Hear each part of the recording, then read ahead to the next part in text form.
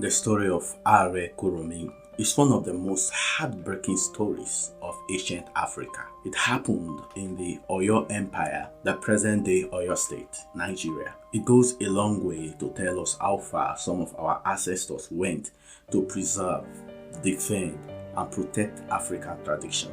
During the pre-colonization African society, the heirs to the throne of any Yoruba kingdom is executed whenever the king dies. What this means is that in most cases, when the king or emperor dies, the first son will be decimated or killed alongside the king, and the second son automatically became the king. Many would say this was barbaric. I know. In fact, I share the same opinion. But the tradition was there for a reason. It was there to control what was perceived as an anomaly during this period. It happened that before this tradition was introduced, princes across Yoruba kingdom during this pre-colonization era would assassinate their father, that is the kings, so they could ascend the throne quickly. The traditional institutions noticed a pattern. Kings whose first sons were still very young lasted longer on the throne than those whose sons were of age to take over the baton of leadership. So, kings were dying like every now and then, especially those with grown-up heirs.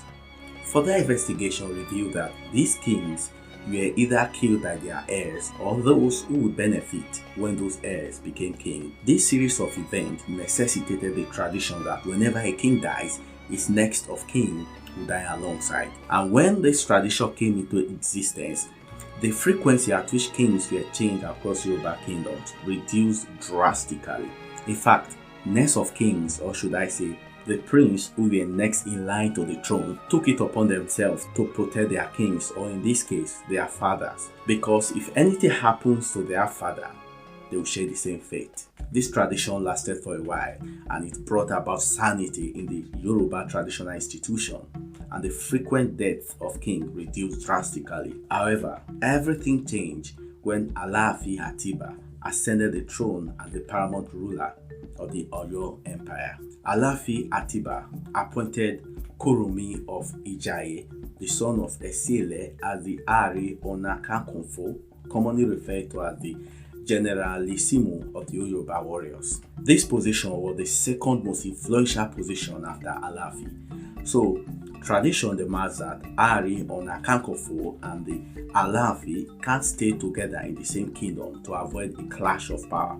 So, the Kurunmi was assigned to Ijaye, where he serves as their ruler. Alaafin Atiba had a special relationship with his first son, Aremu Adelu, who happened to be the heir apparent to the throne, and wanted to make sure that he actually became the Alaafin after he joined his ancestors.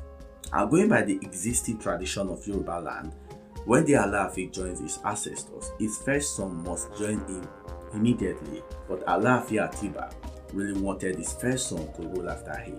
He believed the first son was the most capable person to rule the kingdom after him. So, being the Alaafin of Oyo and the custodian of custom and traditions, he decided to use his influence to make the traditional council to abolish this particular tradition. But it was not as easy as he thought. When Alaafin Atiba was getting older, he knew that he had limited time on earth. He was determined to make the ascension to the throne easy for his first son, Aremu. So he called for an emergency meeting and invited all the chiefs and kings of the neighboring towns and kingdoms. It was a full traditional council meeting, and all the stakeholders in the Yoruba kingdom were present.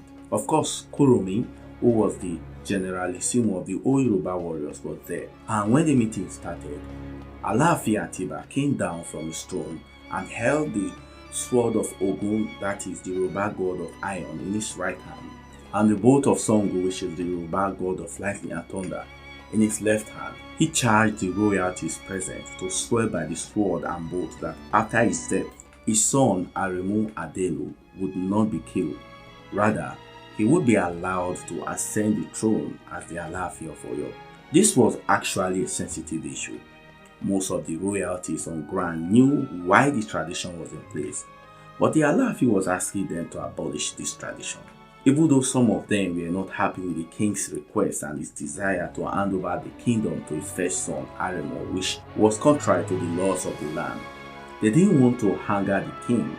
They want to be in his good book and use this as an opportunity to negotiate better deals for themselves. So, most of the royalty swore to do well by Aremo and ensure that his path to the throne was clear after his father's death. But a particular royalty vehemently disagreed and refused to swear. He told the king the implication and he won't allow such a sacrilege to happen while he is alive. This person was Kurunmi, the Aare Onikankafo of Yoruba land. Royalty is present at the meeting where, should I say shocked or confused?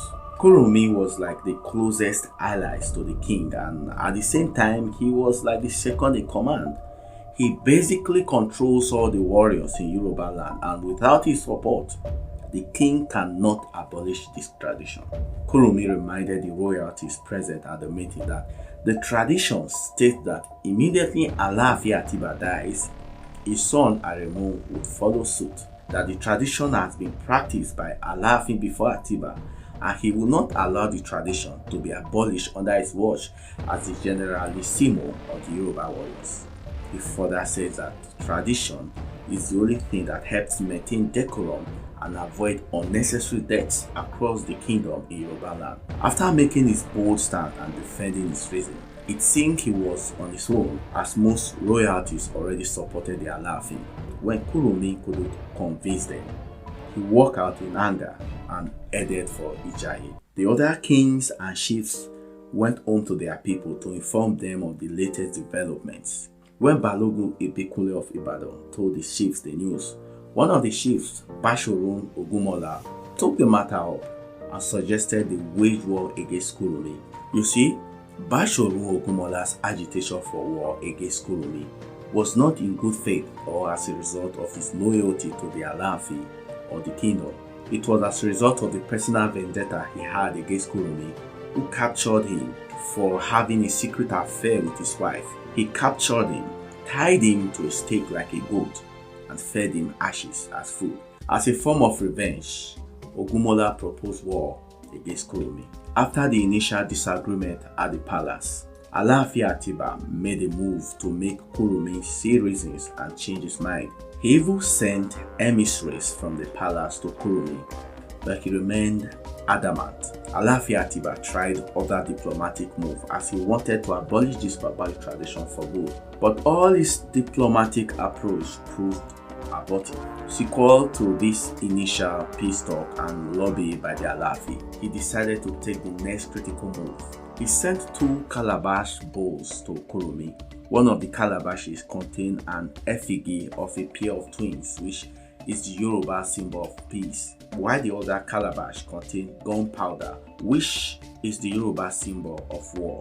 Kurunmi immediately chose war and sent the emissary back to Atiba. With this, the battle line was drawn and there was serious tension throughout Yoruba kingdom. Immediately after Kurunmi chose the calabash containing gunpowder, he summoned his chief warrior, Balogun Ogunkoroju, and told him to prepare for war. As part of the preparation for war, Kurunmi consulted the oracle, and the oracle warned him not to go to war with Ibadan because the gods were not on his side. Being a very stubborn person who doesn't back down from a fight, Kurunmi was not going to have any of it, and he pestered the oracle to tell him what he must do to win the war. The oracle then reluctantly told Kurunmi that in order for him not to lose the war, he must not cross the river Ose, which was the boundary between Ijaye and Ibadan. Kurunmi agreed and went ahead to plan for the war against Ibadan. While Kurunmi was making preparation,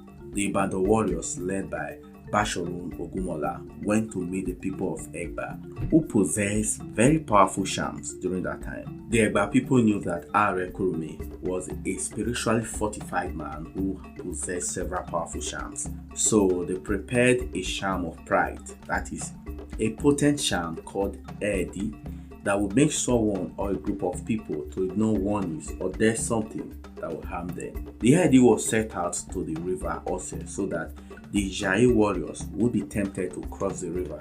Remember, the only condition for Kurunmi to win the war, according to the oracle, was never to cross the river Ose. The Edi people knew this, and they knew Kurunmi's weakness was pride. So they used a charm that would dare him to cross the river. When the war eventually came, Kurunmi sent his 5 sons to war to fight the Ibadan people. During the face of Ijayi warriors soundly defeated the Ibadan warriors, and the remaining Ibadan warriors fled back, crossing the river Ose. Unfortunately for Kurunmi, his warriors fell to the potency of the Edi charm, and they defied the oracle's warning and crossed river Ose, believing that they had momentum and that they could chase the Ibadan soldiers far away.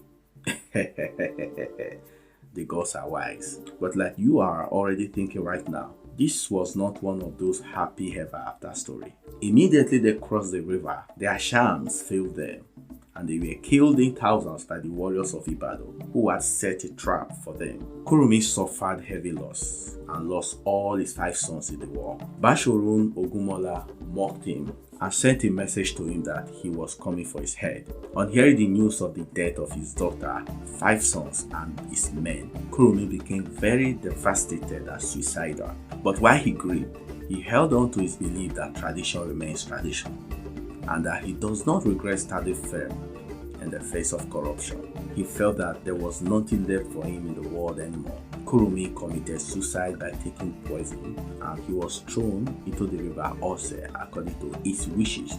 This was the sad ending of Kurunmi, one of the most powerful warrior chiefs in the history of Yoruba Kingdom. What do you think about the actions of Kurunmi? Was he doing the right thing?